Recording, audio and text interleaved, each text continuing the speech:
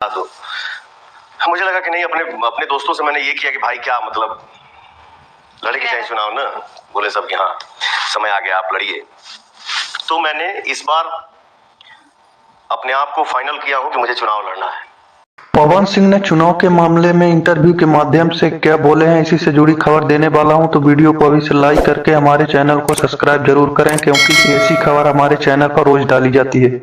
चलिए अब बात कर लेते हैं। आप सभी को बता देना चाहता हूं, इन दिनों भोजपुरी पावर स्टार पवन सिंह ने लगातार मीडिया में इंटरव्यू दे रहे हैं, क्योंकि पवन सिंह ने चुनाव लड़ने वाले हैं। और पवन सिंह मीडिया में साफ बोल रहे हैं कि हमें लोकसभा का चुनाव लड़ना चाहिए, क्योंकि हमने फैसला नहीं किया है, हमारे पूरे टीम के माध्यम से फैसला लिया गया है कि हमें चुनाव लड़ना चाहिए कि नहीं। तो पवन सिंह की टीम वाले ने हाँ कर दी, चुनाव का समय आ चुका है, चुनाव लड़ना चाहिए। इसीलिए पावर स्टार पवन सिंह चुनाव लड़ने का पूरा फैसला लिया है कि पावर स्टार पवन सिंह लड़ेंगे चुनाव, चाहे किसी भी पार्टी से हो। हमें चुनाव तो लड़ना है, पर किसी का दिल दुखाकर हमें चुनाव नहीं लड़ना है। इज्जत से हमें चुनाव की तैयारी करना चाहिए।